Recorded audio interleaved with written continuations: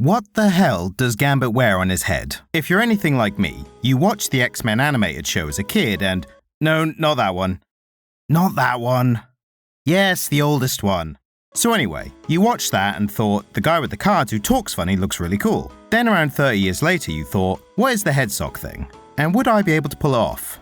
The second question is an absolute yes, but the first question actually required an investigative deep dive to find an answer beyond, it looked cool and, it was the 90s. First off, the reason I was reminded of this whole thing is because of a spoiler. And I can't even say what the spoiler is in because that, in itself, would be a spoiler. So all I'm going to say is, if you are unaware of any major Gambit-related spoilers that happened very recently, and I'm not talking about X-Men 97, then don't watch the rest of this video until you have. Or just leave it playing but don't watch or listen. That would actually help me out more. Okay, spoilers in 3, 2, 1.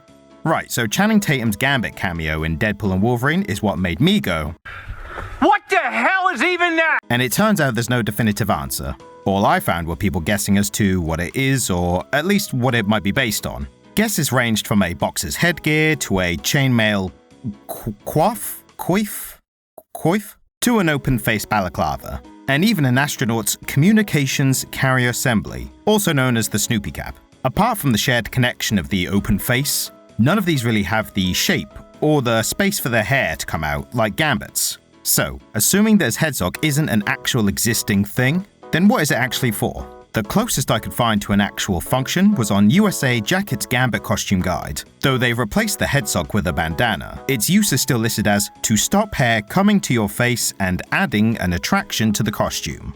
Obviously we can't deny the attraction part, but the part about hair seems a bit too benign for a world of mutants, aliens, and whatever this thing is. The only other guesses I could find were about the headsock being to protect most of the head as armor. While the headsock doesn't look like any kind of protection, this actually does fit the world of the X-Men. The Marvel fandom database led me to a part of Uncanny X-Men issue 262, which confirms that, despite most X-Men costumes looking like skin-tight lycra, what would you prefer?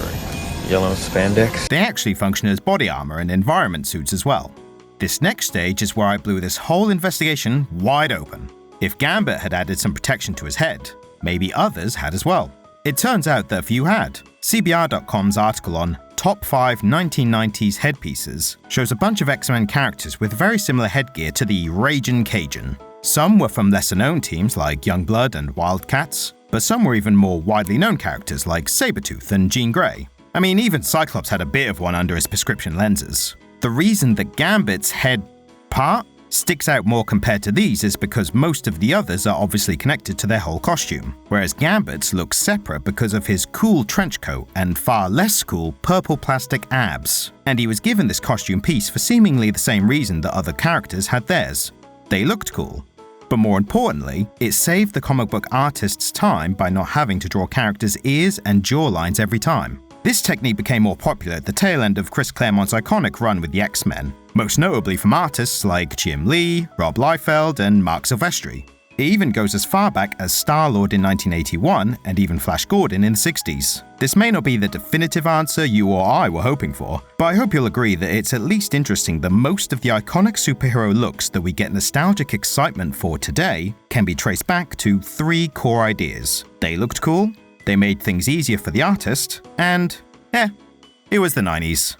Thank you for watching. Please leave a like if you enjoyed this very serious investigative deep dive. And if you'd like to hear more superhero and comic book discussion, then please check out the Comic Literate Podcast, where we release new episodes every Monday. Thank you, goodbye.